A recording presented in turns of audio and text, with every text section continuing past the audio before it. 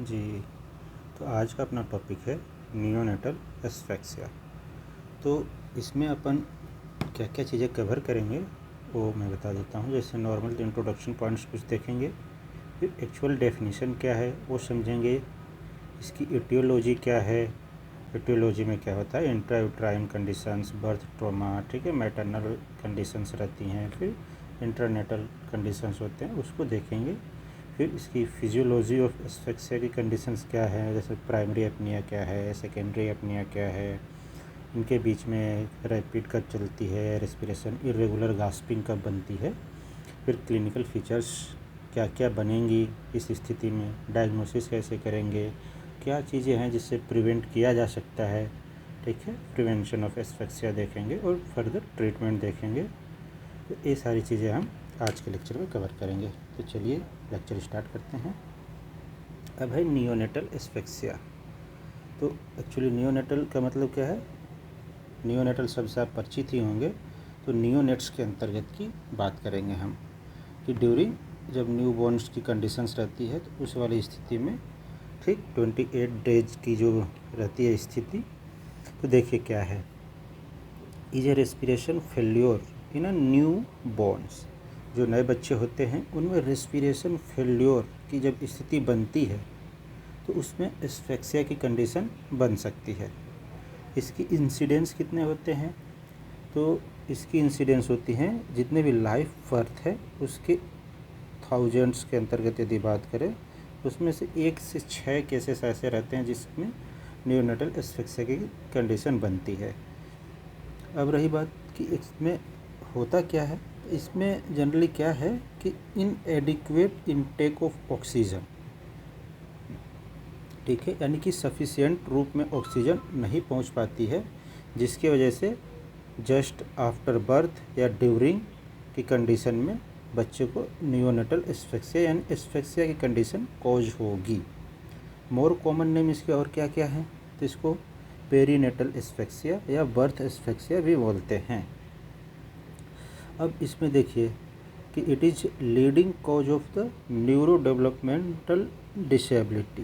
ये क्या कॉज कर सकती है, लीड कर सकती है न्यूरो डेवलपमेंटल जो भी चीज़ें हैं उसको बिगाड़ सकती है, यानी कि उसमें डिसेबिलिटी ला सकती है ये चीज़ें।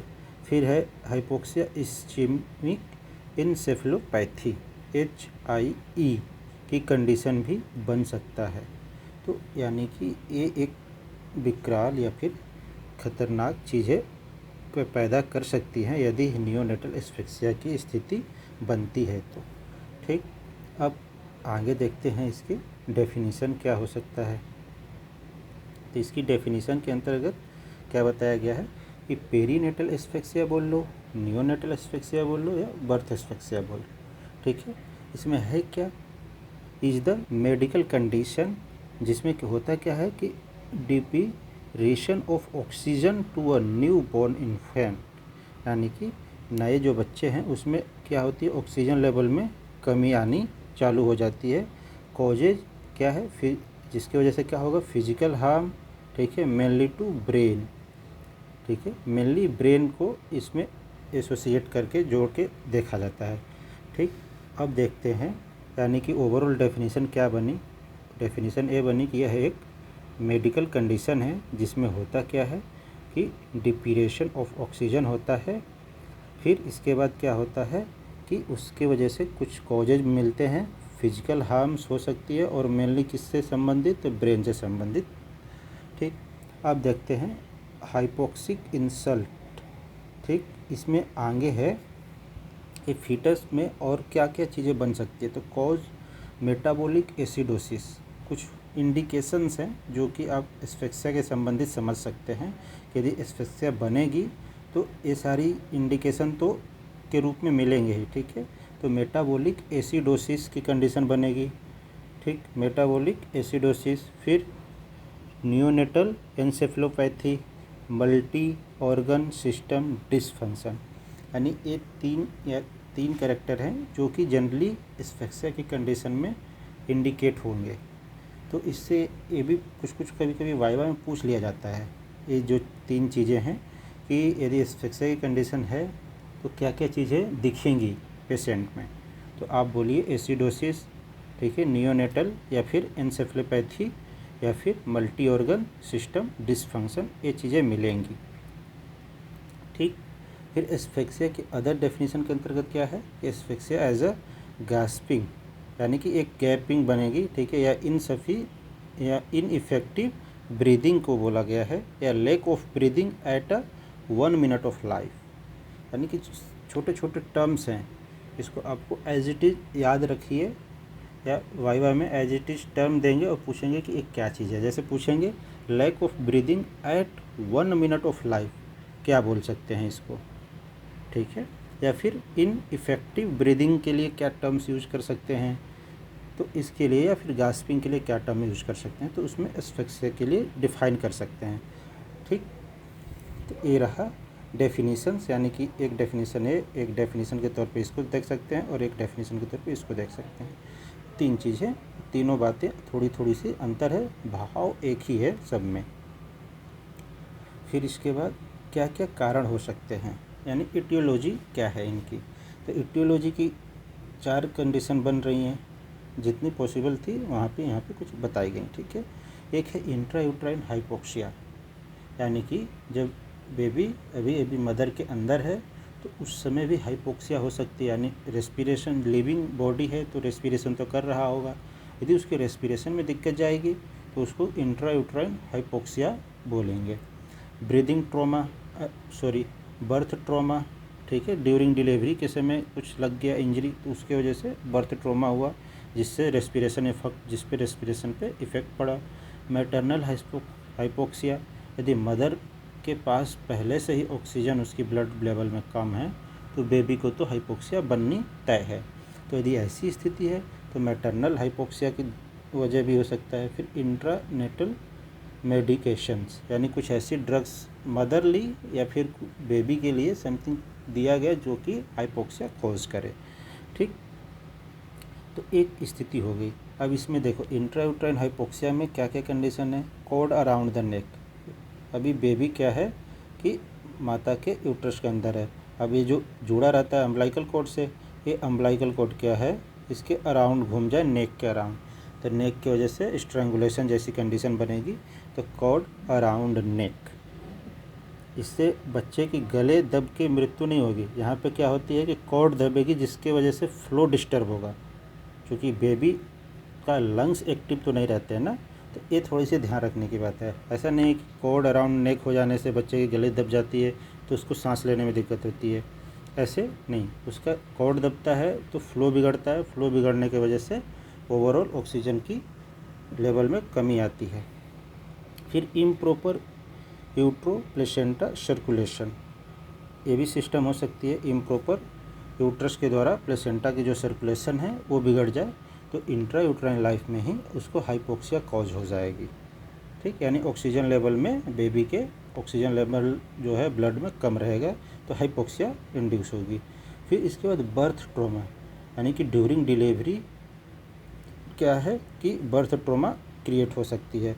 जैसे वैक्यूम डिलीवरी किया जा रहा है, तो वैक्यूम डिलीवरी क्या होता है कि बेबी का जो यदि हेड बाहर आ रहा है, बाकी चीज़ स्टक है इनसाइड, इस पर क्या करते हैं कि वैक्यूम को लगा के ऐसे पुल किया जाता है, बाहर खींचा जाता है, वो कंडीशन है। या फोर्सेप डिलीवरी हुआ उस वाली स्टेज में, या फिर pre mature rupture of membrane हो गया, या प्रोलॉन्ग्ड लेबर हो गया, तो ये सब चीज़ें बर्थ ट्रॉमा है, यानी कि बेबी के ऊपर काफ़ी इफ़ेक्ट पड़ेगा। यानी कि जो एम्ब्रियो है, फिटस है, जो है जब डिलीवर हो रहा है तो उस समय ट्रॉमा की वजह से उसके ब्लड में ऑक्सीजन लेवल घट सकती है, जिससे हाइपोक्सिया या एस्फेक्सिया की कंडीशन बन सकती है।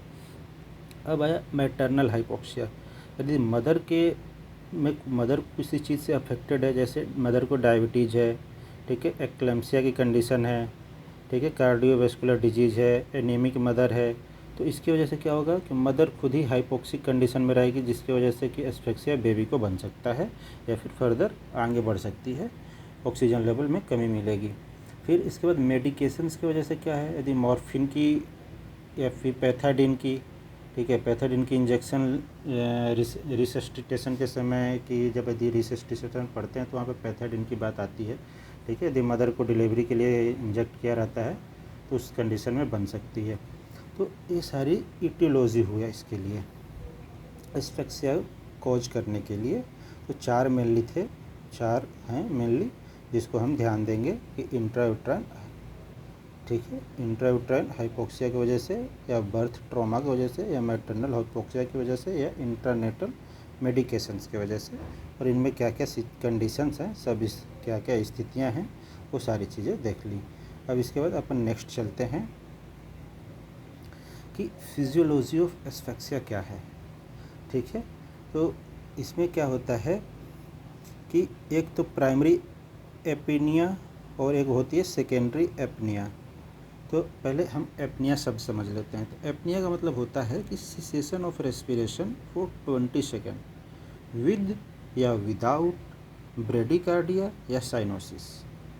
यानी जो टर्म्स है, कहने का मतलब, एपनिया बोलने का मतलब छोटा सा मतलब ये है कि कुछ समय सेकेंड्स के लिए सांस रुक जाना, उसी स्थिति को एपनिया बोलते हैं, ठीक है।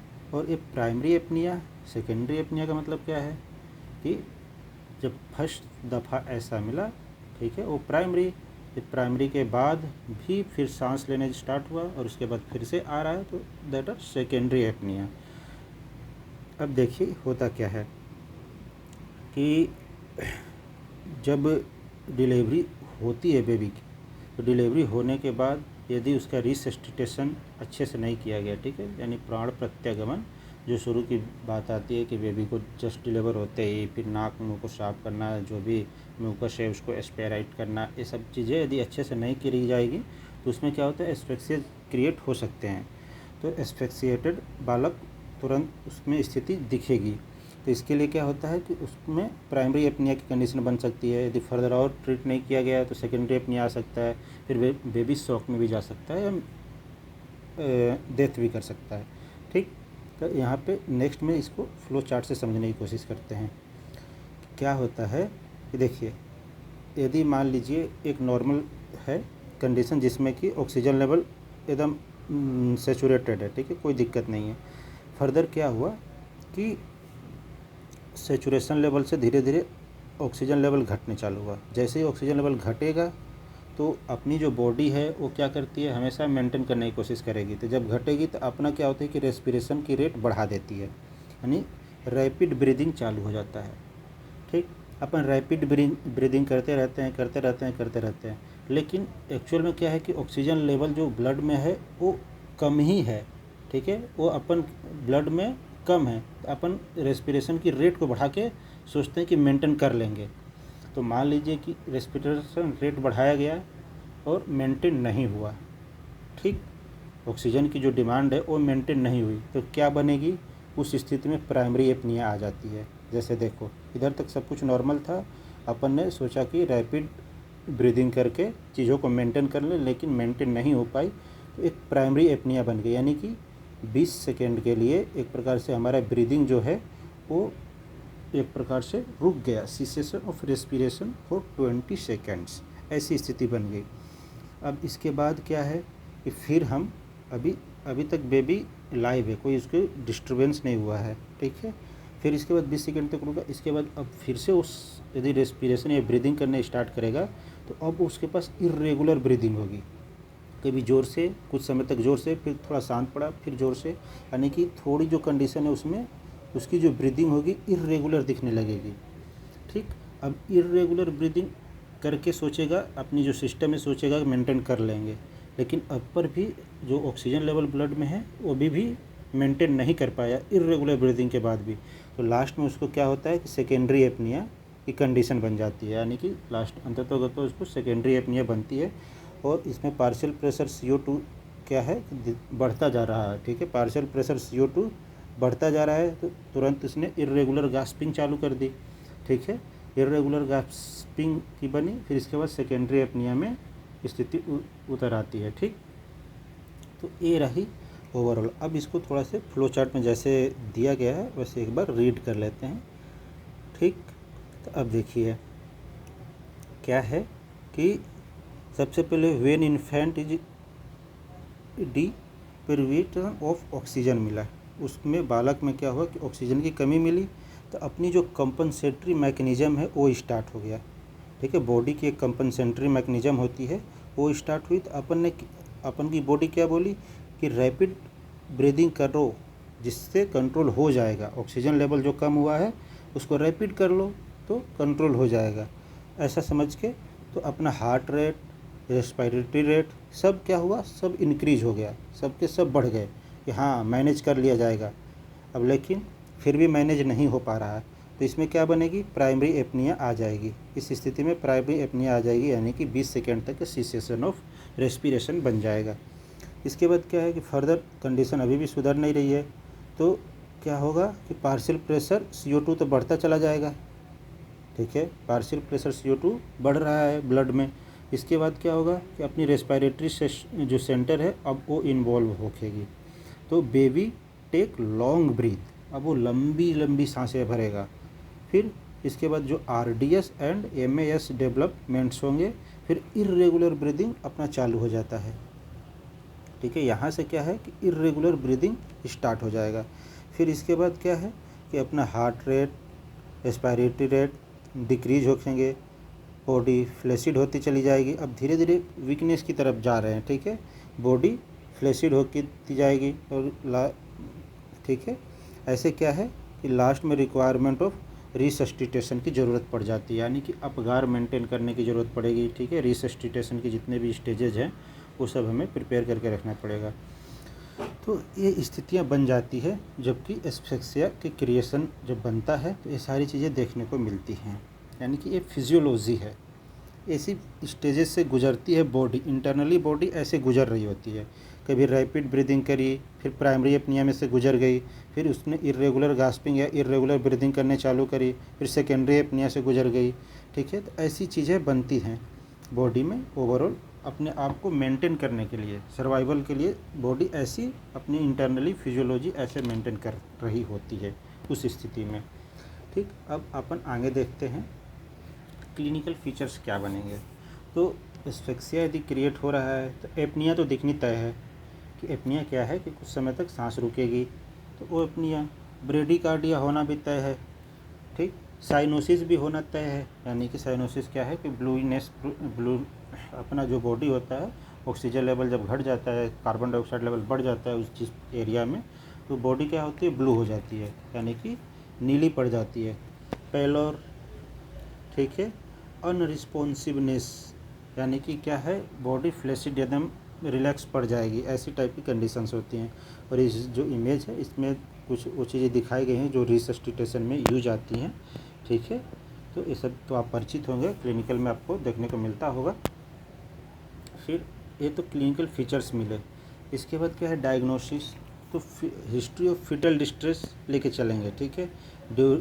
इंट्रायूट्राइन टाइम में और बाकी जो चीज़ें हैं सारी रिपोर्ट्स का अच्छे से हिस्ट्री देखा जाए, तब जाके फीटल डिस्ट्रेस को डायग्नोस कर पाओगे। तो एस्फिक्सिया की कंडीशन है तो पहले से आप रिसस्टिटेशन की जो भी किट हैं, जो भी रिक्वायरमेंट की चीज़ें वो पहले से रखिए। अम्बलाइकल आर्टरी ब्लड का pH यदि 7 से कम है तो हाँ संभावना है कि बेबी यदि डिलीवर होगा तो एस्फिक्सिया की कंडीशन से गुजर सकता है, ठीक है। फिर इसके बाद अपगार का जो स्कोर वैल्यू है, ठीक, 2.5 मिनट पे लेस देन 3 मिले, ठीक है। यदि लेस देन 3, जैसे अपगार क्या कहते हैं कि अपगार वैल्यू आप जानते हैं, ठीक है। अपीयरेंस, पल्स, एक्टिविटीज, रेस्पिरेशन, ये जो टर्म्स यूज होते हैं, ठीक है, अपगार का। तो इसमें क्या है कि जब अपन जो अपगार वैल्यू है यदि 7 मिलती है तो नॉर्मल है, यदि 4 से 6 है के बीच में अपगार वैल्यू आती है तो लो होता है, यदि क्रिटिकल स्टेज में जा रहे होते तो 3 से 0 के बीच में। यदि लेस देन 3 मिल रहा है तो डायग्नोसिस क्या है कि हाँ बेबी को एस्फिक्सिया की कंडीशन हो सकती है, तो हमें पहले से प्रिपेयर रहना पड़ेगा कि रिसस्टिटेशन की तो ज़रूरत पड़ेगी ही। फिर है evidence of multiple organ dysfunction, ठीक है। इसमें क्या होता है कि जब ऐसी स्थिति बनेगी एस्फिक्सिया की तो उसमें सारी, और देखिए ऑक्सीजन तो नीड है सभी ऑर्गन्स के, तो जो वाइटल्स ऑर्गन है उसमें डिसफंक्शन दिखने चालू हो जाते हैं। फिर इंसेफेलोपैथी, ठीक है, सीजर्स, कोमा, ये सब चीज़ें बनने लगती हैं। तो ये सब डायग्नोसिस में पहले से बनेंगी तो समझ सकते हैं कि हाँ नियोनेटल एस्फिक्सिया आ सकती है, तो ये डायग्नोसिस बन गए। फिर इसके बाद है इसके प्रिवेंशन ऑफ एस्फिक्सिया। अब होता क्या है कि एक नॉर्मल यदि आप हॉस्पिटल ड्यूटी लगते हैं तो उसमें क्या होता है कि नया जब डिलीवरी रहता है तो असेसमेंट और मैनेजमेंट की बातें बहुत आती है, ठीक है। पेरीनेटल्स जो केयर होते हैं उसमें बहुत सारी चीज़ें रहती हैं कि हर रेगुलर चेकअप करना पड़ता है अपन को, हर 1 घंटे पे बेबी का, मदर का, दोनों लोगों का पल्स, बीपी, टेम्परेचर सब नोट करना पड़ता है। तो उससे वो चीज़ें क्यों हैं? क्योंकि इन सब चीज़ों के लिए प्रिवेंशन रहेगा, वो बचाव के तौर पे आदमी यूज कर सकता है डॉक्टर्स। हाई रिस्क अप्रोचेज, ठीक।